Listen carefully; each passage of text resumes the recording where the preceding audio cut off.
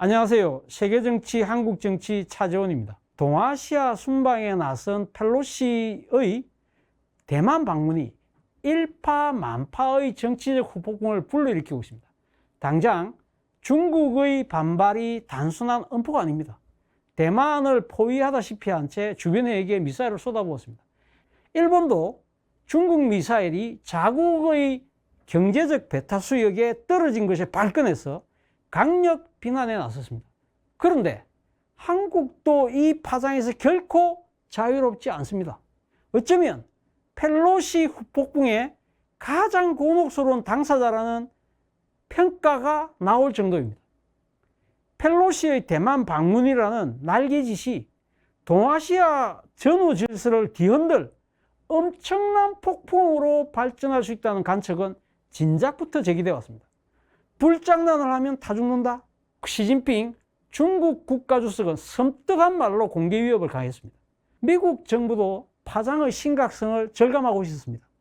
군은 대만 방문이 좋은 생각이 아니라고 한다. 바이든 대통령은 지난달 국내의 분위기를 전하는 방법으로 사실상 펠로시의 대만 방문 반대 의사를 피력하기도 했습니다. 물론 중국의 노골적 협박에 미국 정부가 굴복한 것 아니냐라는 비판이 제기되니까 반대는 아니라고 슬쩍 발을 빼기도 했습니다. 대체로 미국 여론도 펠로시의 행보에 싸늘한 반응이었습니다. 워싱턴 포스트는 사설을 통해서 시진핑이 3년임을 준비하고 있는 시점임을 들어서 지금 대만에 가는 것은 현명하지 못하다고 비판했습니다. 퓰리처상을 수상한 뉴욕타임스의 토머스 프리드만 또한 무모하고 위험하고 무책임하다고 가시했습니다. 하원 의원 35년 경력에 의장만 4번째 임기를 하고 있는 정치 구단 펠로시가 이런 우려를 몰랐을까요? 오히려 너무 잘 알기 때문에 대만 방문을 강행한 것으로 보입니다. 당초 펠로시는 지난 4월 대만을 방문할 예정이었으나 코로나 확진으로 인해서 연기한 바 있습니다. 그로서는 수년된 계획을 하원의 여름 휴회 기간을 이용해 실행했을 뿐이라고 말할 수 있습니다. 하지만 대만 방문을 겨냥한 정치적 노림수의 극대화라는 측면에서는 이번만큼 더 좋은 타이밍이 없었다고 판단했을 것입니다. 시진핑의 장기 집권과 이를 위한 정치적 반대자와 위구르족 등에 대한 인권 탄압 등 독재 스타일의 국내외의 반발이 커지고 있는 시점인 탓입니다. 때마쳐 러시아의 우크라이나 침공을 지지한 중국을 고립, 포위하려는 미국 주도의 국제적 협력이 가속화되고 있는 상황입니다. 공교롭게도 펠로시는 여야를 통틀어서 미국 내 반중을 대표하는 정치인입니다. 중국 공산당이 천안문 사태를 6월 진압한 지 2년 뒤인 1991년 2명의 동료 의원들과 함께 천안문 광장에서 기습 시위를 벌였습니다. 중국의 민주주의를 위해 죽은 사람들에게라고 적힌 현수막을 펼친 뒤에 희생자를 추모하는 성명을 낭독했던 것입니다. 깜짝 놀란 중국 공안은 이들을 광장에서 쫓아낸 뒤에 구금했습니다. 하지만 굽히기는커녕 더 왕성한 반중 캠페인을 이어갔습니다. 티베트 독립을 지원하고 티베트족과 위구르족 등 인권 탄압, 규탄, 중국 내 정치범 석방 등을 강력 요구했습니다. 인권 탄압을 이유로 2008년 중국 베이징 하계올림픽 유치를 반대했고요. 중국의 세계무역기구 가입 때는 인권 상황 개선 연계 등을 주장해왔습니다. 정말 중국으로서는 정치적 아킬레스건만 물고 늘어지는 펠로시에 넌더리를 낼 정도였습니다. 미국 동부 볼티모어 출신인 펠로시의 정치적 고향은 서부 샌프란시스코입니다. 결혼 뒤에 남편 사업을 따라서 이곳으로 이주한 뒤에 1987년 하원 보궐선거에서 당선돼서 내리 18선을 기록 중입니다. 미국 내 최대 차이나타운이 있는 샌프란시스코의 중국계 인구는 20%입니다. 자연스레 중국인과 중국 문화를 접하면서 중국의 민주화와 인권 개선을 자신의 중요한 정치적 신념으로 삼았다고 합니다. 중국이 올가을에 시진핑의 3년임을 위해 전제적 통치를 강화하고 있는 만큼 펠로시로서는 더 강한 반중 임팩트를 가할 필요가 있었던 것입니다. 그 최적의 수단이 대만 방문이었다는 분석입니다. 오는 11월 중간선거를 앞둔 미국 국내 정치 상황도 한몫했다는 평가도 있습니다.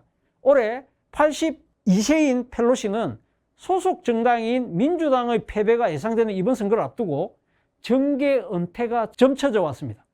그래서 마지막 소신 행보를 통해서 미국과 민주당에게 분명한 자신의 정치적 족적을 남기려 했다는 것입니다. 이와 관련 주목된 일정이 대만 방문 때 차이잉원 총통과의 오찬과는 별개로 세계 최대 파운드리, 즉 반도체 생산업체인 TSMC 류더인 회장과의 화상 만남이었습니다.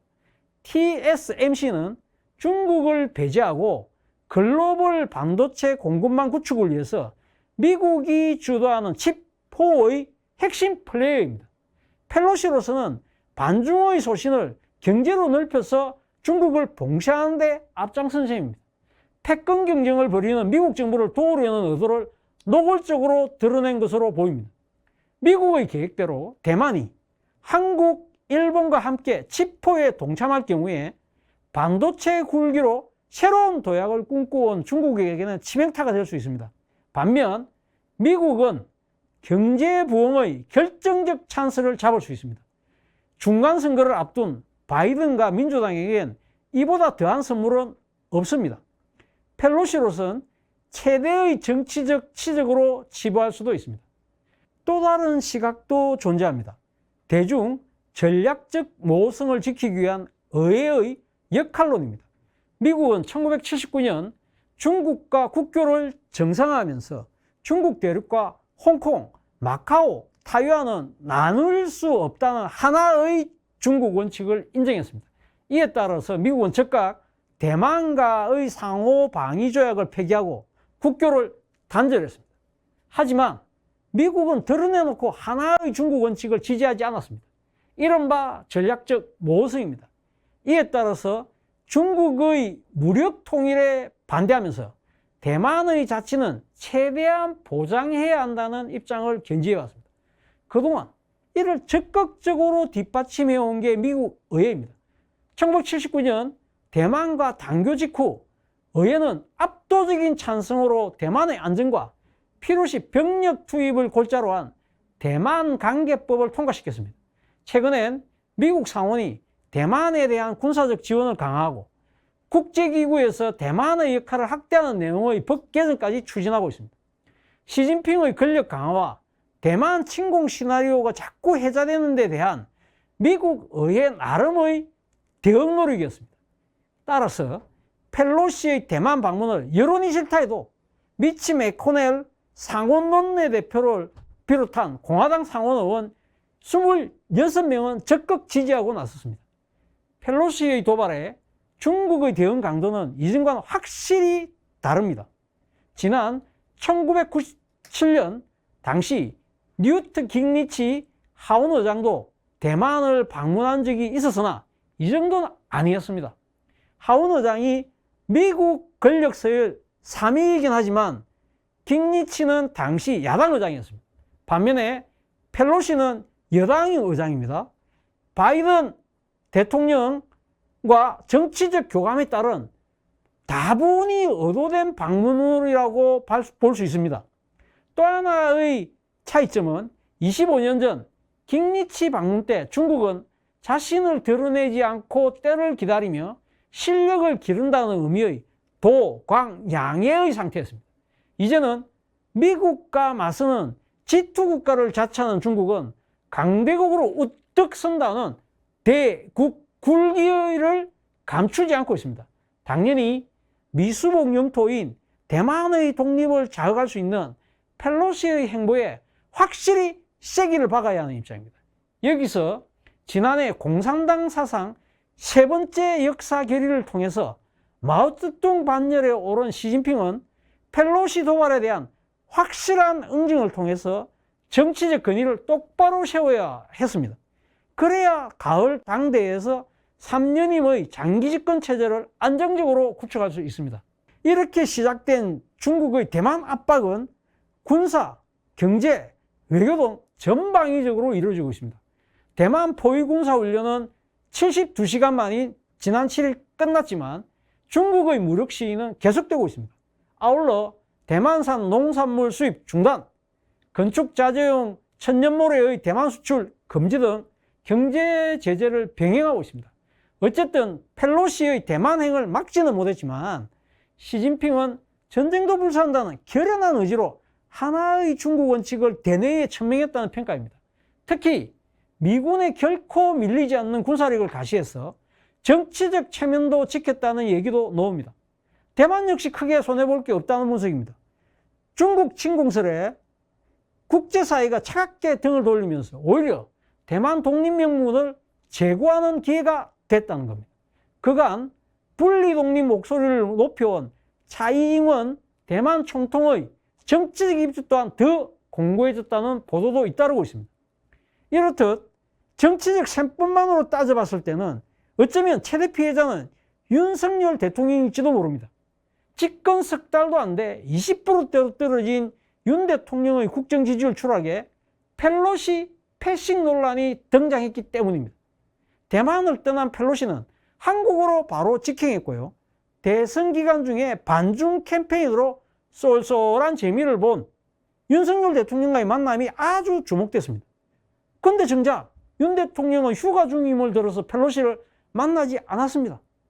이에 보수 언론과 지지층에서 비판이 쏟아지자 뒤늦게 전화통화를 가졌을 뿐입니다. 오히려 이게 더 악재가 됐습니다. 중국 눈치 보느라고 펠로시가 어정쩡한 모습을 연출한 것이라는 지적이 잇따른 것이죠. 국민 여론도 싸해졌습니다. 지난 8일 발표된 한국사회여론연구소 여론조사에서 응답자의 60.3%가 펠로시를 만나지 않은 것을 부적절했다고 답했습니다. 같은 조사에서 윤 대통령의 부정평가는 취임 후 처음으로 70%대를 넘었었습니다. 미국에서도 쓴소리가 나왔습니다. 미첼리스 전 국무부 정책기획실장은 현지 방송 인터뷰에서 미국을 모욕했을 뿐만 아니라 한국 정부가 중국을 달래려는 계획이었다면 성공하지 못할 것이라며 이중 실수라고 꼬집었습니다. 실제 결코 중국 달래기는 쉽지 않습니다. 당장 중국은 펠로시 방한 이후 군사적 위협을 한반도 쪽으로 확대하는 분위기입니다. 대만 포격 훈련이 끝나자마자 우리나라 서해와 접하고 있는 산둥반도, 랴오둥반도에서 대규모 실탄 사격 훈련을 시작했습니다. 군사 전문가들은 펠로시 대만 방문 때 중국군 동향을 감시하기 위해서 주한미군 소속의 U-2 정찰기가 동원된 데 대한 대응적 성격으로 풀이하기도 합니다. 앞으로 중국과 대만 간 긴장 파고가 높아질 경우에 미군이 전략적 유연성을 발휘해서 주한미군을 동원할 가능성을 미리 차단하기 위한 조치로 읽힙니다. 자칫 고래 싸움에 새우 등 터질 수도 있다는 말입니다. 펠로시가 떠나자마자 발표된 한국의 치포 예비회의 참가 발표도 미묘한 파장을 낳고 있습니다. 미국이 설정한 통첩 시한 탓이라고는 하지만 모양새가 좀 이상하게 됐습니다. 중국의 반발을 의심해서인지 정부는 예비회의에서 특정 국가, 즉 중국을 이야기하겠죠. 특정 국가를 배제 규제하지 않는 쪽으로 하자는 의견을 내기로 했다고 밝혔습니다. 아울러 당초 치포 동맹으로 불렸던 단어에서 동맹이라는 단어를 빼달라고 언론에 주문했습니다. 동맹이 가진 배타성이 중국을 자극한다고 판단한 것이죠. 그래도 산업계는 바짝 긴장하고 있습니다. 치포가 결성됐을 경우에 중국이 과거 한국의 사드 배치 때 이상의 경제보복을 가할 공산이 크다고 우려하기 때문입니다. 이미 중국 공산당 관영 매체인 글로벌 타임스는 한국의 치포 가입은 상업적 자살이라고 노골적인 위협을 가한 바 있습니다. 윤 대통령은 휴가 복귀 첫날 출근길 적성문다에서 이와 관련된 질문이 나오자 너무 걱정하지 않아도 된다고 자신했습니다. 여러분, 과연 그럴까요? 사드 배치 정상화, 북한 핵 도발에 대한 중국의 지렛대 역할, 3개월째 이어지는 대중 무역 적자 등 풀어야 할 중국 숫자는 눈덩이처럼 불어나고 있습니다. 펠로시의 대만 방문이라는 날개짓이 빚어낸 중국발 태풍을 윤석열 대통령이 오롯이 마주한 형국입니다. 어떻게 풀어나갈까요?